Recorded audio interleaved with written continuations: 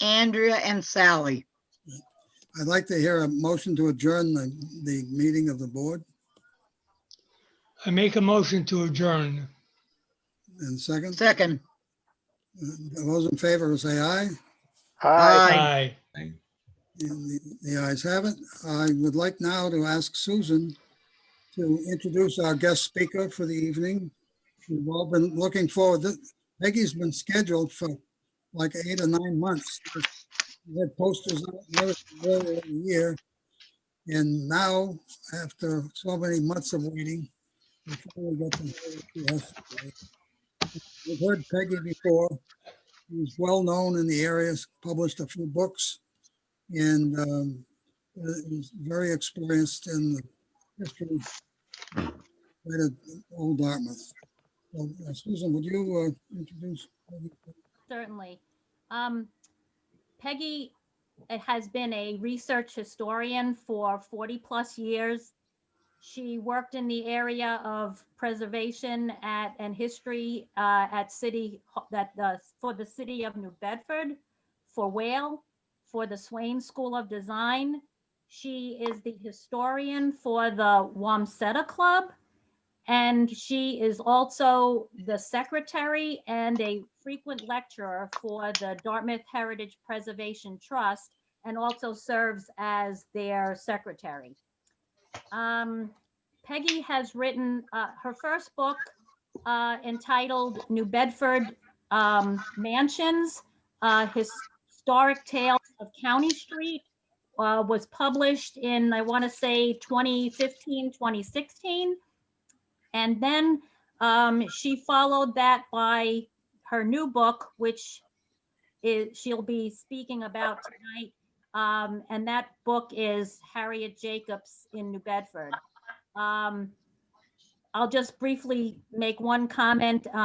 Harriet Jacobs in 1861 wrote Incidents in the Life of a Slave Girl, which is the first and only narrative to give voice to a woman who escaped slavery. So, and this will all tie into New Bedford as well, but I'll let Peggy take it from here.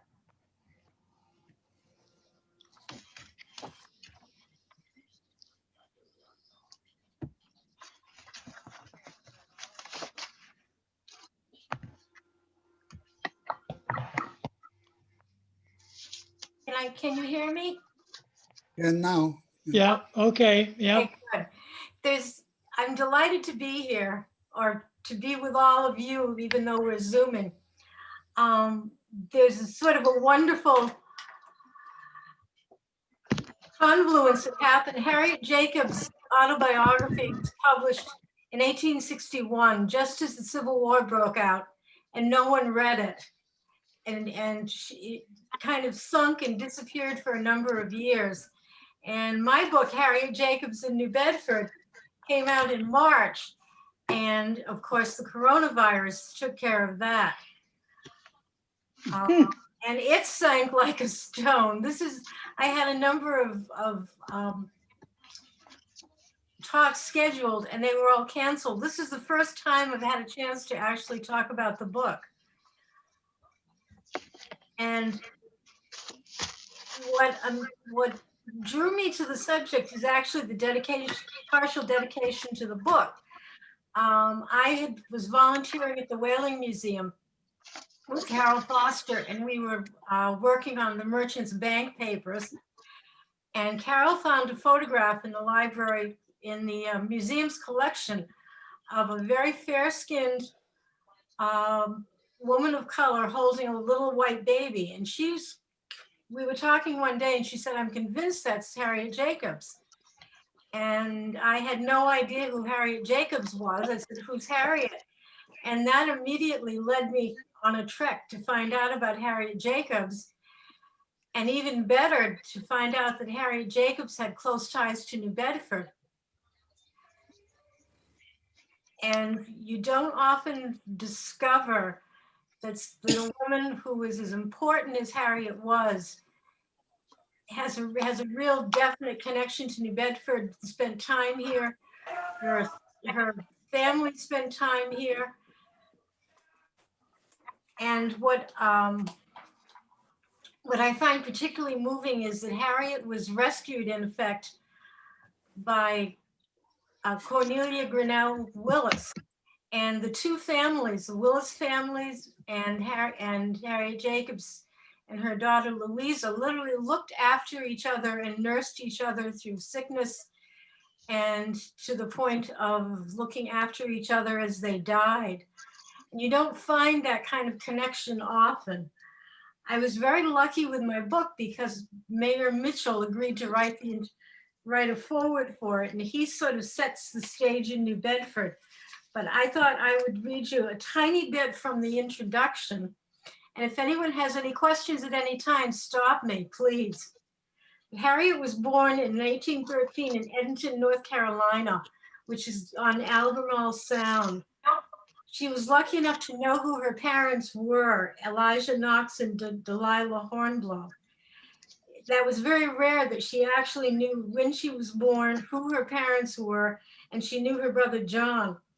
In comparison, her good friend from Rochester, New York, Frederick Douglass, had no idea of the date of his birth, and he spent his entire life coming back to Maryland, desperately trying to solve this puzzle and desperately trying to find out who his father was. He never found what he was looking for. So Harriet, in that ironic way, was lucky. Cornelia Grinnell Willis was born in New Bedford in 1925 to Cornelius Grinnell Jr. and Eliza Tallman Russell. Cornelia was the youngest of 10 children, and she had no idea that her city was about to become the whaling capital of the world. In a way, this is a study of trauma. Harriet's trauma was a trauma of being owned by discovering when she was 6 years old that she was a slave. And in Cornelia's case, when she was 4 years old, her father hung himself in the family barn on County Street. I've been told by members of the Grinnell family that suicidal impulses run in the male line of the Grinnell family. So as a child, Cornelia was adopted by her uncle, Congressman Joseph Grinnell. After his suicide of his brother, he promptly resigned from Grinnell and Minturn in New York and returned to New Bedford to raise Cornelia. They also built the magnificent Grinnell Mansion, which is still on County Street in New Bedford. And although it's changed greatly, the first floor layout, if you ever have a chance to go in, is very much what Cornelia knew and what Cornelia grew up with. Ironically, Harriet's ties to New Bedford began with long before she was born. Members of her family escaped from slavery and came to New Bedford. They were taken in by members of the Roach family. And when slave catchers came to look at them, they said, well, you know, these slaves belong to my employer. He's a good employer. He takes good care of his slaves. That did not work. And New Bedford, as many of us know, was a real center for the Underground Railroad and for rescuing people. In the case of the Knox family, of Harriet's, one of the slave owners actually traced them to a small town in Rhode Island and arrived to attempt to retake them.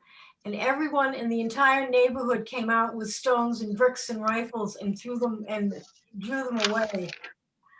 We don't know exactly why, but some of Harriet's relatives agreed to go back to Edenton, North Carolina. There was a branch of the family of the Knoxes that stayed in New Bedford, and years later, Louisa Jacobs left them money in her will. So there was a connection. Harriet will have grown up knowing about New Bedford, knowing about the stories, that if she could ever reach New Bedford, it was a safe place. Meanwhile, Cornelia was being looked after by her aunt and her uncle, and they took her to Europe to get her away from New Bedford and away. You can imagine that her father's suicide was the talk of the town, and every gossip involved you can name was talking about them. So they took Cornelia on a grand tour of Europe, and the way things worked is some very odd. They took her to a sculptor in Italy who did a bust of a statue of her as a little girl holding something. Well, actually, you can see it at the New Bedford Whaling Museum. And at the exact same time that Cornelia was being done in marble, her future husband, Nathaniel Parker Willis, was having his bust made. And the story goes that it was made from the same block of marble. And both pieces are at the New Bedford Whaling Museum. And when the museum can open again, you can go and take a look at little Cornelia and her future husband. Nathaniel Parker Willis is sort of the third character in all of this. The closest way I can describe him is that he was an American Charles Dickens. He went to Yale, he wrote poetry, he was a true romantic. He spent a great deal of time in Europe, in England and in Italy. And he became very well known as a writer. He was a kind of writer, he didn't write fiction the way Dickens did, but he did sort of travel pieces. He was famous for going somewhere and writing about it. The closest I can think of to give you an analogy is the writer Paul Theroux from Medford, Massachusetts, who wrote The Great Railway Bazaar and a number of other wonderful travel books. That in effect is a lot like what Willis was doing. And Willis married in England. He married a very beautiful woman named Mary Stace, brought her back to the United States, and they had a child. They had a child. In the meantime, Harriet was growing up in Edmonton, and she was, excuse my cat, was growing up in Edmonton and was being solicited by her master, who was a truly despicable character, who was a morphine addict. And to get away from him, she decided to disappear. She'd had 2 children by someone else, Louisa and her brother. But to get the master to stop pestering her, she simply disappeared. And she went into a crawl space in her grandmother's attic, and she spent 7 years there. And I know that sounds extraordinary, but it's the absolute dead truth. She spent 7 years in that crawl space. Occasionally she could come out at night and try to walk around, but it wasn't easy for her. I mean, 7 years is absolutely biblical. But eventually, the father of her 2 children became a United States congressman, and he decided to take care of the children. Louisa went to Washington with him, and her brother Joseph stayed in Edmonton. To make a long story short, eventually Harriet ran north. She ran north and she ran into, she had to find a position. She had to look after herself, and she wanted to look after Louisa, and Joseph was being sent up, and they were quite young children at the time. She went to work for Nathaniel Parker Willis and his wife Mary, and Mary and Harriet became very close. Eventually Harriet broke down and told Mary that she was an escaped slave, and Mary actually felt so strongly about Harriet that she went to a lawyer to see if they could find a way to make her safe. And they decided basically for her to stay with the family. That was the safest thing. Mary died quite young, leaving Willis a widower with his daughter Imogen. He decided that he wanted to take Imogen to England to introduce her to his grandparents, and he took Harriet along. So Harriet's first trip anywhere was a trip to England with Nathaniel Willis and the little girl Imogen, and she had her she loved England. She had felt emotionally that she had given up on God, that God had put her in the position she had been in and she could never forgive him. But she went to services in England and she found God again and always remembered that from England.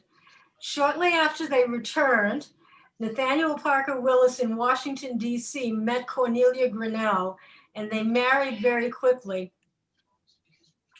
And Harriet eventually went to took care of each of the Grinnell children as they were, the Grinnell Willis children as they were born. But the most interesting thing is her Harriet's brother decided to go out to the 49ers in California looking for gold in 1849.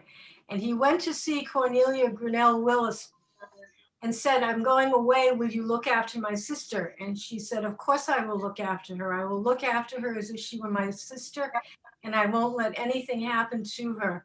And Cornelia was as good as her word. When they heard the slave chasers had come to New York looking specifically for Harriet, with a very detailed description of Harriet, right down to how tall she was, what she looked like, Cornelia decided to send her to New Bedford, because if she sent her to New Bedford, she would be safe.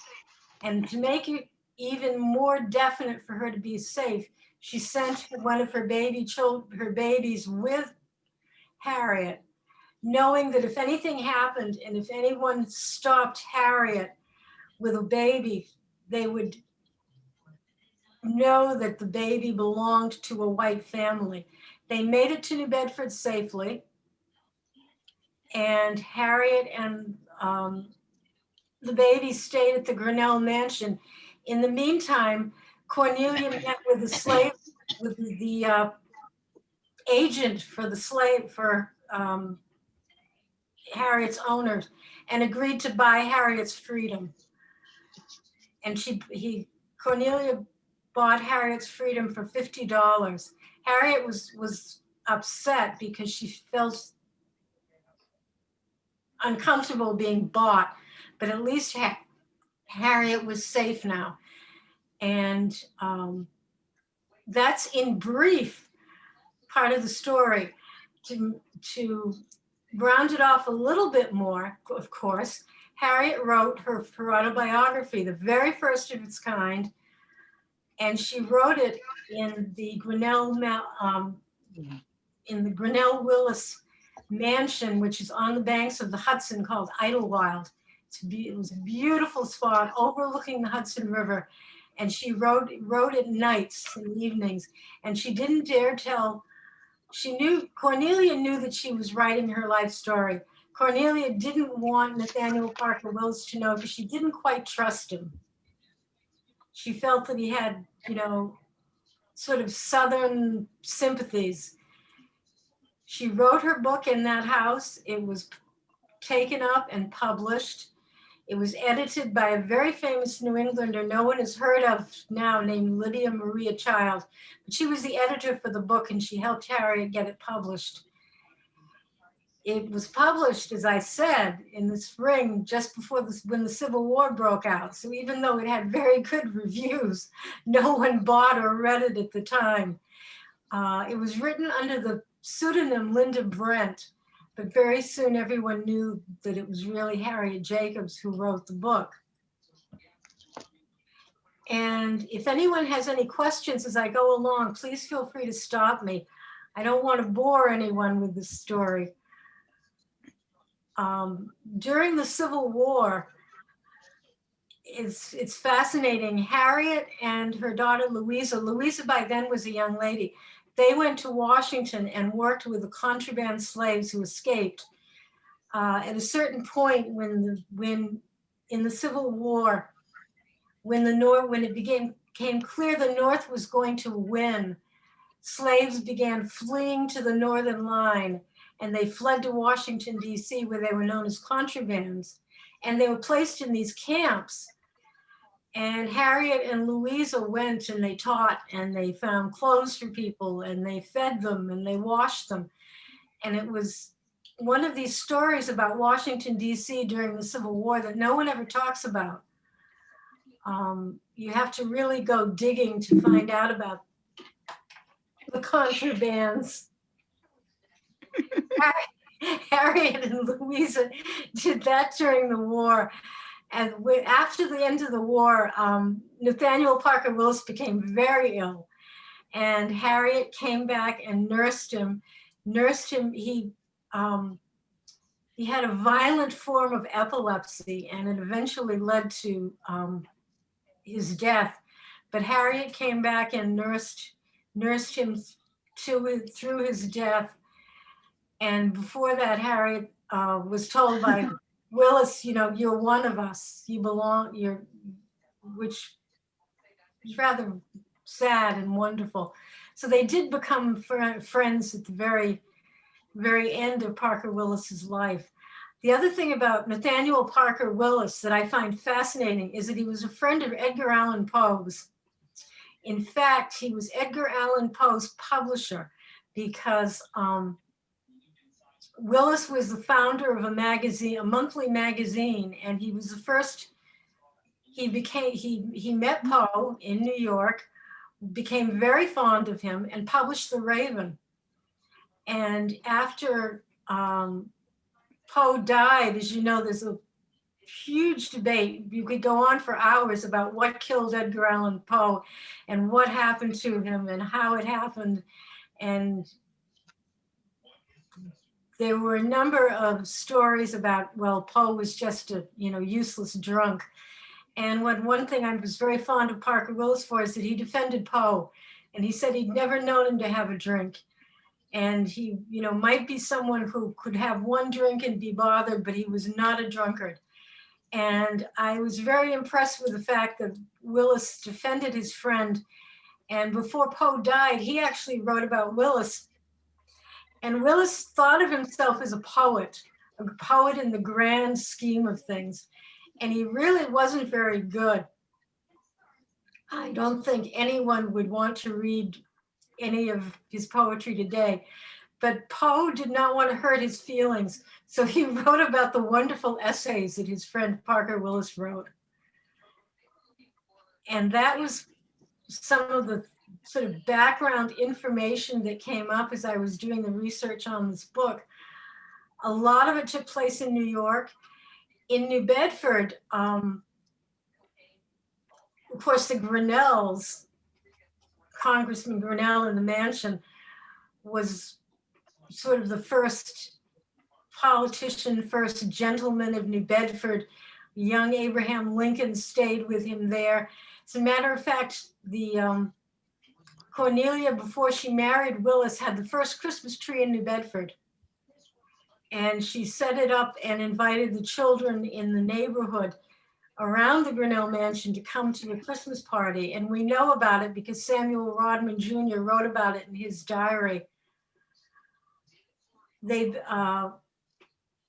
Grinnell spent a great deal of time in Washington. New Bedford was his home, but he was sort of a born politician. Even when he stopped holding his congressional seat, they still lived in Washington. And I wonder if anyone has any questions that I can answer, or if I've forgotten to mention something that you'd like to hear about.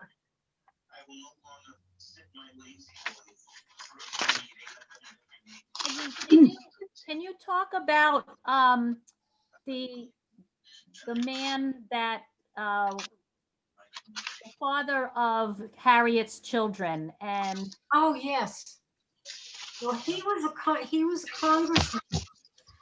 He was a white man. He was fond enough of Harriet that he gave her 2 children. He was not fond enough of Harriet that he tried to get her out of slavery. He did later have the children, Louisa and her brother Joseph, come to him in Washington, D.C., but he kind of pawned them off on members of his family. And it really wasn't until Harriet was free and in New York that she was able to meet up with the children.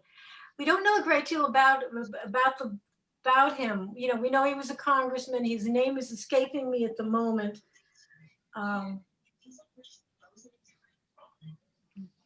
But he certainly didn't make things easier for Harriet, and he could have easily. But Hmm. is the theory that she took up with him because if she got pregnant, then Norcom would leave her alone? Yes, that was exactly what she did and why she did it. Norcom was a truly disgusting character. I mean, slave masters were corrupted in many cases, and he was particularly corrupt. As I said, he was apparently a morphine addict. He, at one point, he had a plantation outside Eddington, and at one point, as punishment, he sent Harriet out there for a few days. The only good thing to be said of him is that he didn't touch her. He beat her, he cut off her hair, he treated her badly, but he never raped her. And Well, sorry, I Yeah. have to interject. Hi, Peggy, this is great. I just want to show people this is the book, and I'm sure we'll talk about how you can get that autographed copy What'd at she the end do? of this. Pardon? Hmm? Who's talking to me?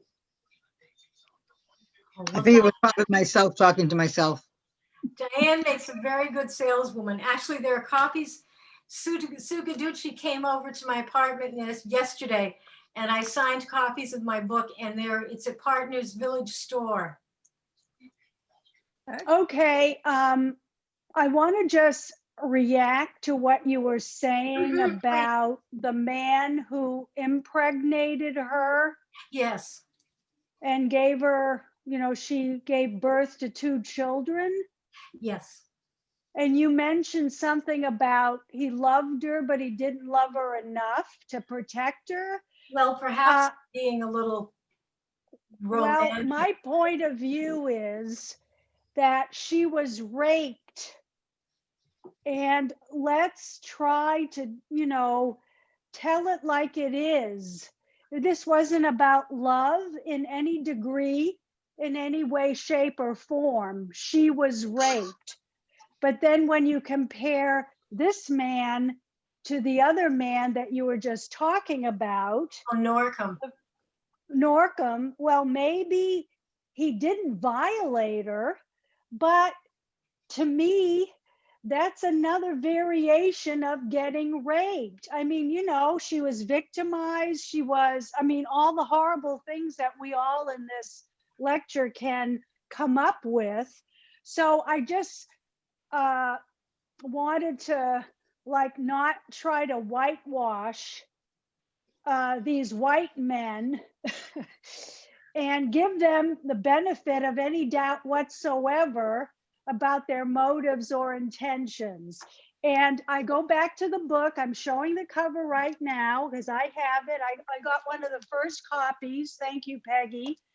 And I do encourage people to get it because it's extremely fascinating. It's heartbreaking. It's also heartening in many ways. And please get it. It's really a wonderful book, and it's time that others read it. And there's one wonderful thing I didn't get a chance to mention. Harriet's brother, John, had run north and escaped. And when he ran north, he came to New Bedford. And John had not been able to read or write. And he knew that to survive, he had to be literate. So what he did was he went out on a whaling voyage, and then he left a brief autobiography. He spends very little time writing about whaling. He just says that he learned to read and write while he was on that ship. that he, wasn't going to waste time writing about whaling, since everyone else in the world had written about whaling.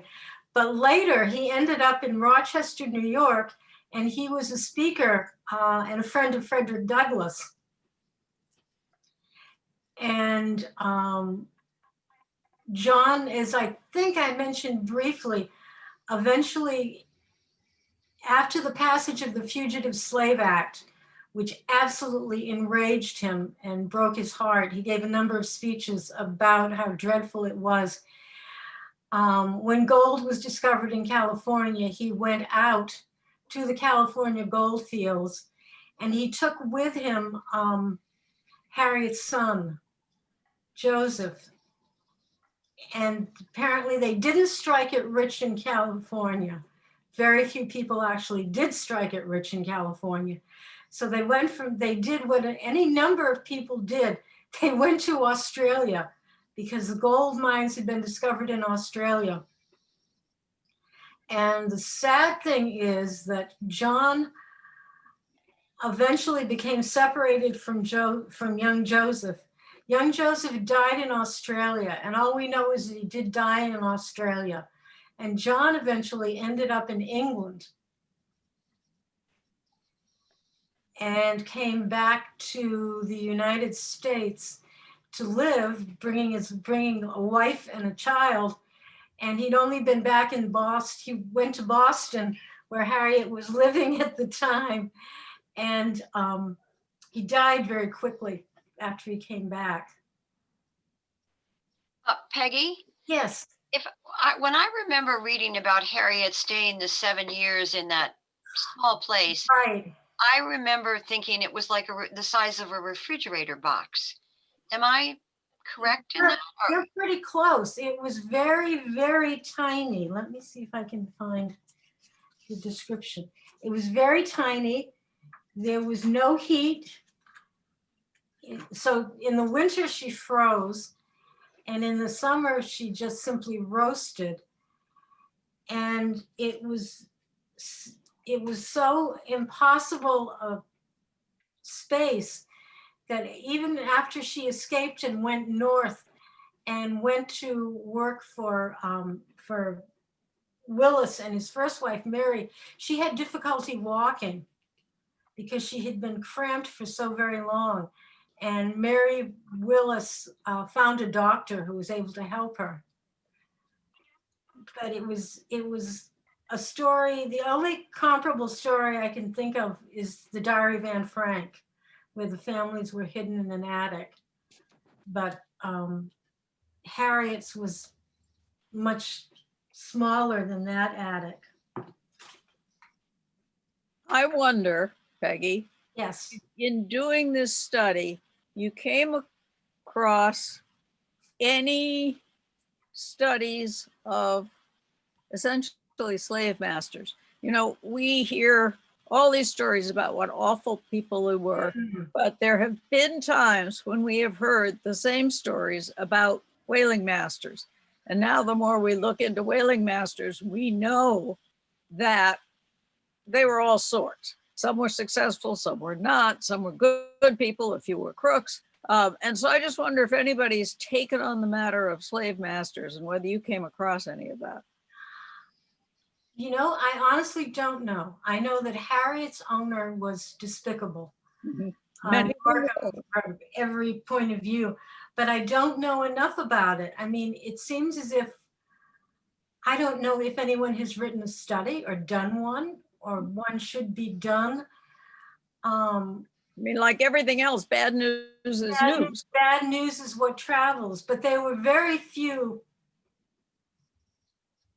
There were very, very few good slave masters. There were families in some cases that I have read about in the South who had very good relations with their slaves and ultimately freed them. But they were very far and very few in between. I'm sure. Peggy, can you address the devotion that the children, the Willis, Parker Willis or whatever, those 5 children or 6 children or however many they were, Imogen from the first marriage and then from the Willis marriage, they were devoted to her They were absolutely for a devoted to lifetime, Harriet for a lifetime. entire life. It was a devotion that literally lasted nearly, well, certainly all of Harriet's life. After the war in Washington, D.C., Harriet and Louisa had a boarding house. And when Bailey Willis was in college and then working for the government, he stayed at the boarding house where Harriet and Louisa had set up. They were, in those days in Washington, D.C., everybody stayed in a boarding house for the session of Congress. So it worked out fairly well. But the children were absolutely devoted. And when they needed her, Harriet always came. There was one case with one of the daughters who married actually a Grinnell cousin who had tuberculosis and died very young. And Harriet and Louisa both came and helped nurse him while he died. It was the kind of friendship, well, it was when you nurse someone and they're on their deathbed, that proves, I think, that there's a devotion and a love that can't be questioned. And later in life, one of the Grinnell Willis daughters married a Bostonian named Boot, who is a fascinatingly disgusting character, but he was fascinated by Louisa, and he wrote, so we have in his diary a lot of material about Louisa, so we know that she was quite beautiful. She refused to marry. She was courted by a number of white men, and she refused to marry and never did. The interesting thing about Boyd is that his brother, who had a very bad temper, ended up taking his entire family to Europe. And while they were in Europe, there was a very famous painting that was made of the Boyd children, which I'm trying to find here, my information on it, and it's not turning up. But if you go into the Museum of Fine Arts, there's it's John Singer Sargent, isn't it? It's the portrait of the Boyd children. It's in a room, it's in its own room at the Museum of Fine Arts, this magnificent photograph of 5 little girls with these enormous Chinese ginger jars. Oh, yeah. And inside that room are the original ginger jars. Boyd himself was not nearly as interesting as his brother was. Peggy, would it be easy enough for you to find the wanted notice Oh, yeah. for her return? I think it's probably one of the most flattering descriptions I've ever heard of someone they were posting a reward for her return. Yes, just give me a second. See if I can find it, because I know it's here. I'll interject while you're looking for that, Peggy. Thank you. Harriet Jacobs is buried in Mount Auburn Cemetery up in Cambridge. Yes, she is. And so is Louisa. Oh, come on, where is it? Are they next to each other, or is Jacobs in the plot? Or I know Louisa and Harriet's brother, I believe, are very close. I believe it is the same plot that they're in. I did just find this reward. He offered $100 reward for Harriet. $100 reward will be given for the apprehension and delivery of my servant girl, Harriet. She's a light mulatto, 21 years age, about 5 feet 4 inches high, of a thick and corpulent habit. How about that? Having on her head a thick covering of black hair that curls naturally. And it goes on, and it's very specific. I mean, this man was it was something deeply, he was obsessed with Harriet. And as a matter of fact, after Harriet had Louisa, she was living with her, she was allowed to live with her grandmother. And Norcom came storming into the bedroom just after she'd had Louisa and berated her and to the point where Harriet fainted. And that was what started to decide her that the best thing she could do was to disappear. And she did for that 7-year period. And all the time that she was literally hiding in her grandmother's attic, Norcom was looking all over the East Coast and in New York and made sure that that wanted poster was circulated.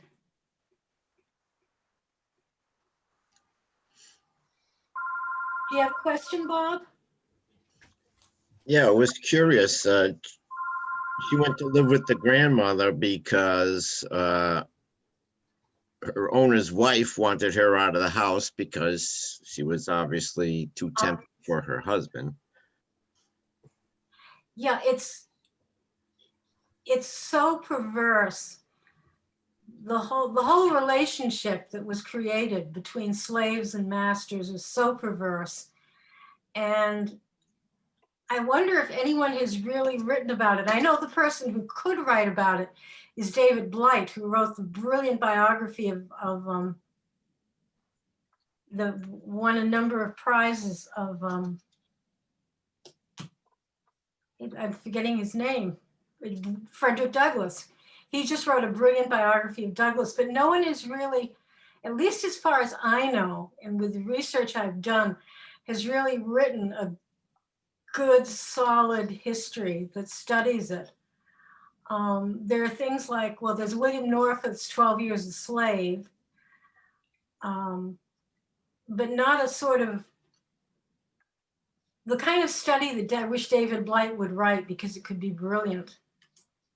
Yeah, it was a sort of a weirdly fascinating relationship. He claimed he loved her so much, but he would beat her and lock her up and do all kinds of terrible things to her. And of course, didn't love her enough to give her her freedom.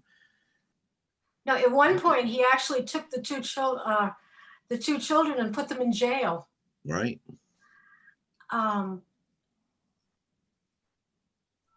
It's the most amazing thing. I was, rethinking about it all, getting ready for tonight, and was just astonished at the story of what Harriet went through. And I think the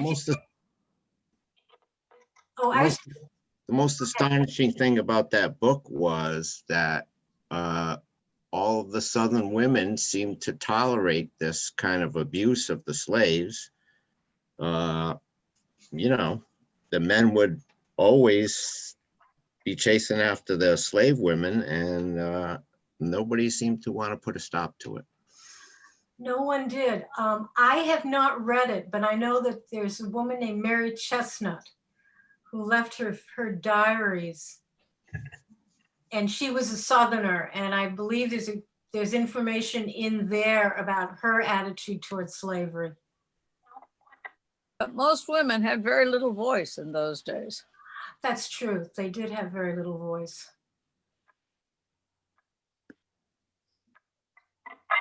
And I find it equally as hard to understand. Well, I don't think you can understand Northam was a deeply perverted and warped character, but his wife was equally strange. And I think the only thing I can think of is if you think of anti-Semitism and how people felt about how anti-Semites behaved, perhaps in a way that is the way Southerners behaved towards slaves. That they simply weren't human and that therefore they didn't have to treat them as human beings. But looking back at history, it was only 1859 when evolution and genetics was really scientifically proven, shown to exist. And before that, Black people were not considered human. Literally, they were not people. They were some lesser breed of something because nobody wanted to admit they might be human and in any way related to men. I mean, go back a little farther and think about the fact that a whale is a fish in the earlier part of the century, because all this had to do with evolution and thinking about the fact that if something like evolution really existed and God didn't create men on the umpteenth day, then all those other beings weren't in any way related to us and could be treated. Man has dominion over all the animals of the earth. And so we're looking at a very different mindset. I don't excuse it, but we're looking at a very different mindset than we look at things today, even when some of us today, and I'm not one of them, don't believe that science is really very valuable. Thinking of that period, you know, Harvard has a massive collection of photographs of slaves that were taken, and they're astonishing photographs. There's one I've seen of a man who had literally been, you know, his back was covered with where he had been whipped. And Harvard just had this collection as part of their anthropology.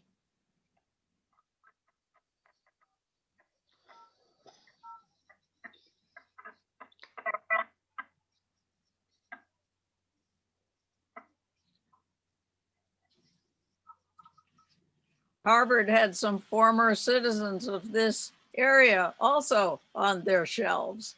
At least they collected, even if they didn't collect the way we would collect today. That's a very good point. And Harvard had some very sketchy people who were teaching anthropology. And stealing monuments from classical times. Yes. So there were a lot of things that happened that were, quote, accepted because the mindset was so different that we're all doing our best now to look at things in a different light, and that's a very good thing. It is indeed. It's funny, it reminds me of, I'm reading Paul Theroux's book about the Pillars of Hercules, which is a voyage he took around the Mediterranean. And he's not terribly impressed by Greece. And he has very little sympathy for the complaints about the fact that things were taken off to England in the British Museum. And his attitude seemed to be that the Greeks didn't do a very good job of taking care of anything they owned. So the Elgin marbles should stay exactly where they are, which is a very radical thing today because the idea is that everything should be returned. At least those former residents of Dartmouth were returned. Yes.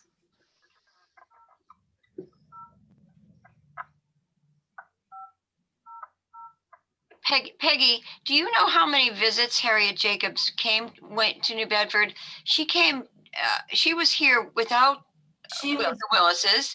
She came with the children. She came with the children.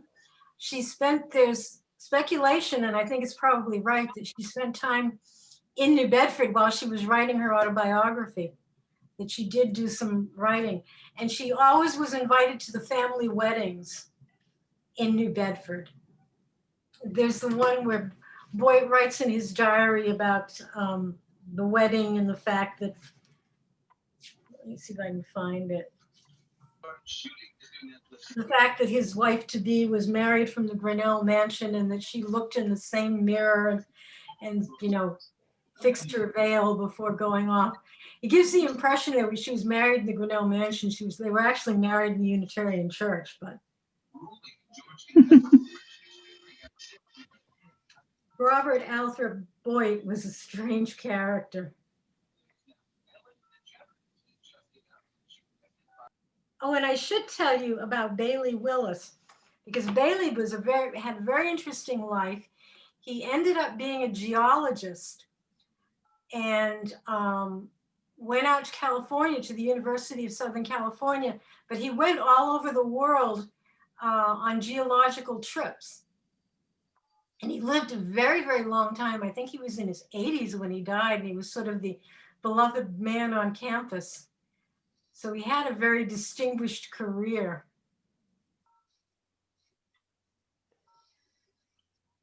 And one of the things I was able to find were sort of some of the examples of sketches of rocks that he did.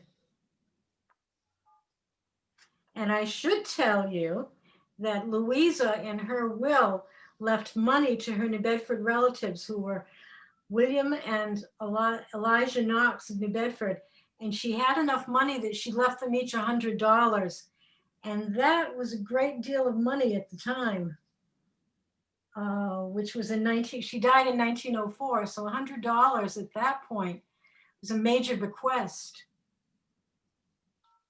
I want to add to that, Peggy, Mm-hmm. that James Reed, the photographer of New Bedford, Yes, of course. person of color, took a photograph of Elijah Knox. Really? Yeah, and I had it in my, not that this is about me at all, but I'm just trying to give you a frame of reference. That photograph was included in the 2011 exhibition, The art museum. New Bedford Through the Lens at the New Bedford Art Museum. That was a So yeah, exhibition. his photograph was featured in that because we featured James Reed's work. And at that time, the name wouldn't, because it was before I had done this research on the Knox family, and it wouldn't have rung any bells at the time because I saw the exhibit many times, but. Well, that's what happens with researching history. You keep going and then you learn new things all the time. So, and it's nice to be able to connect the dots. It's very nice to be able to connect the dots. And we could go back as well as forward. So, that's all a good thing. Yeah. My favorite dot connecting with this book was the fact that for years I have been looking for a photograph of Cornelia. There's a dreadful one that the Whaling Museum owns of her as a little old lady in a sort of chair, and I did not want to use that photograph. It just was not the Cornelia the way I knew her.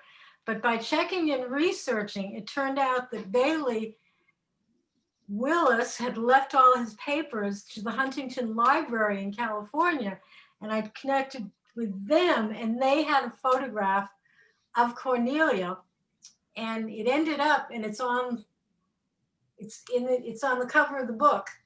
The woman sitting, ironically, her back is to us, so we don't know what her face looked like, but it's at least probably Cornelia in her 40s at her desk writing. And that was the only photograph that Bailey had left that was in the collection. Peggy, what did the Grinnells say about Harriet? At all?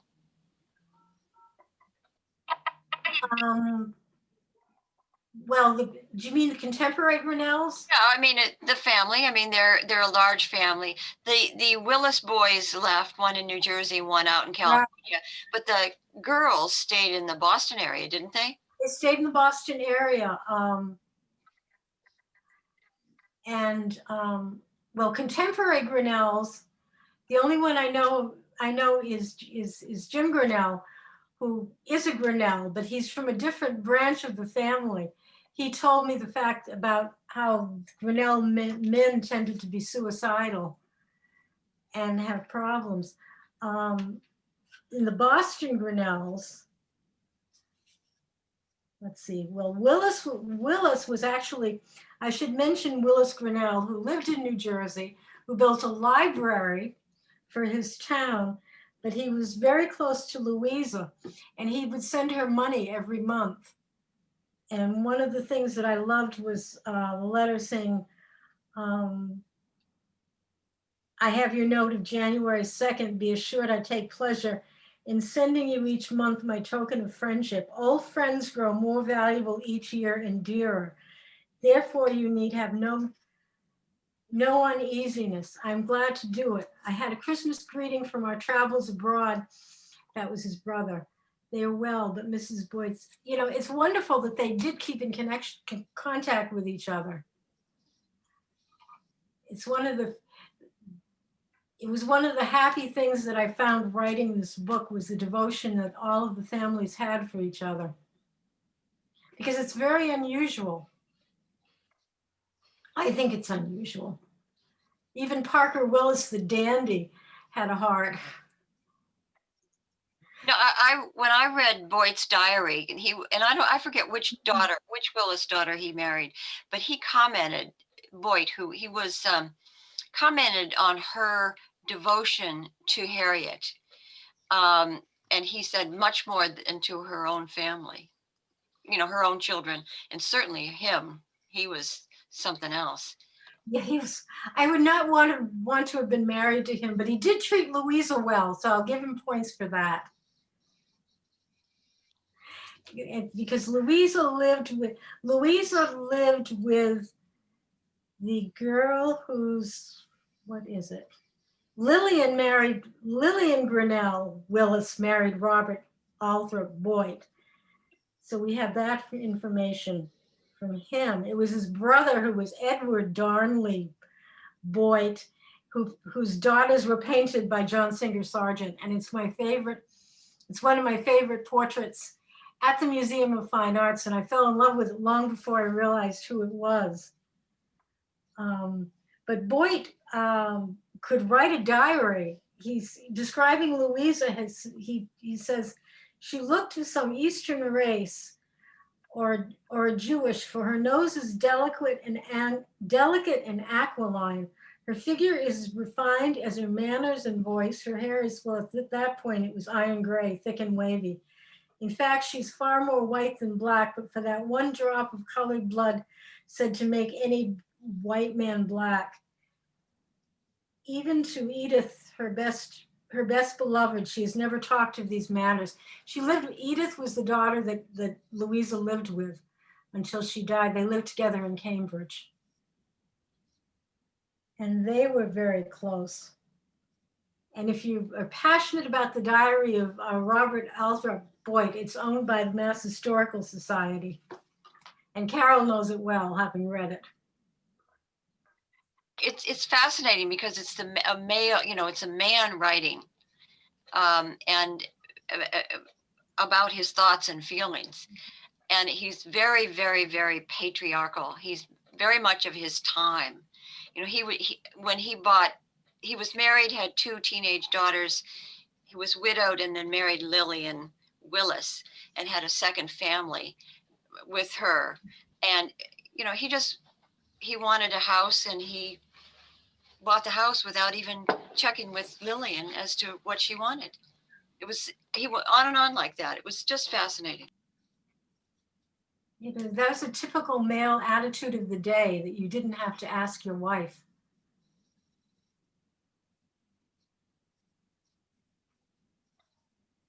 In fact, years later, in a similar story, I was told that Mr. Duff from the Roach Jones Duff House announced to his wife that he had bought the mansion, and she was not pleased. She had a home near the Common and did not want to move up to the Roach House. And they had a summer place in Dartmouth, and his daughters loved it, and they had horses. And one day he just came home and said, "Oh, I've sold it." He just felt that he was a male and he had the money and he could do what he wished to do. And that was, 20th century, probably in the late 1950s, early 1960s.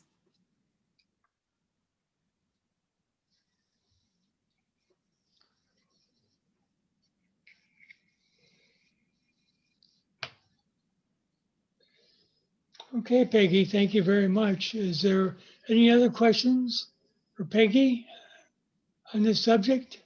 I just want to reiterate that all of the autographed copies of Peggy's book, if anybody's interested in purchasing one for, especially for Christmas, a Christmas gift, you'll find them at Partners on Main Road in Westport. And that was very nice of them to send some over. Sue brought them yesterday and I signed them.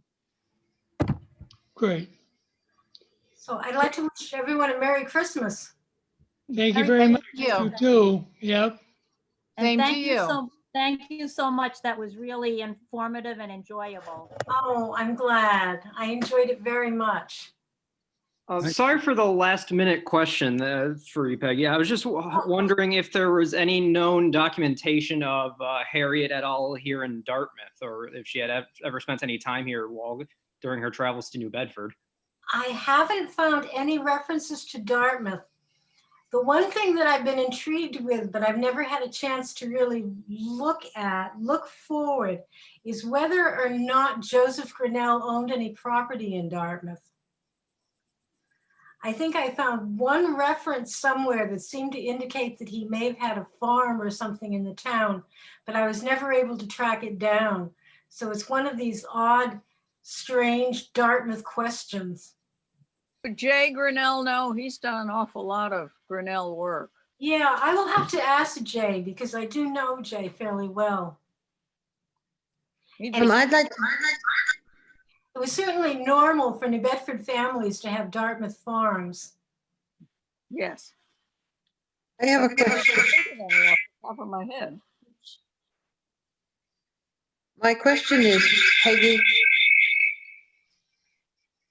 Pam, you had a question, Pam? I have a question about the County Street Mansion book. Has Yeah. it been republished and where can we buy it? It's on Amazon. I know Here, it's turn it on. there. And I believe that well, I'm not sure if they're open. If the Roach Jones Duff House sold it in the bookstore. And the last time I was there, which was a while ago, there were still copies of it. So it's available at the Roach Jones Duff House. It was also available at the Whaling Museum, but the Whaling Museum is closed right now. You can make appointments to go to the Roach Jones Duff House. Yes, that I did know. Good. I have a little anecdote that relates in a sideways way. And this has to do.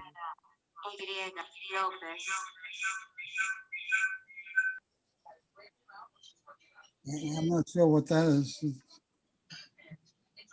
This has to do with we were talking about how mean some of the whaling captains were and the Oh, yes. slave masters. And I recall talking with some very old men when I was a young man, which is a very long time ago. And they told me that you could tell a mariner the way he fought. They always fought with their feet. So they Huh. hang on. They were used to hanging on to rigging and using their feet as the weapons when they were doing discipline on board the ship. Well, I don't know if that's true or not, but I always remembered it and thought it was a pretty interesting anecdote.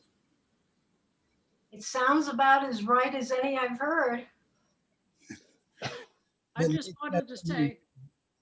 Anyway, thank you so much, Peggy. We're always glad when you had a chance to tell us something new in your experiences. I remember we'll talk about the children of Dartmouth, which was one of the last times you talked with us. And we'll welcome you back again sometime soon, I'm sure. Oh, thank you. Anytime. Thanks, everyone, for attending this evening. Thank you. Good night. Merry Christmas, everyone. And a Bye-bye. happier new year. Yes, happy than what we've been having. Happier, yes.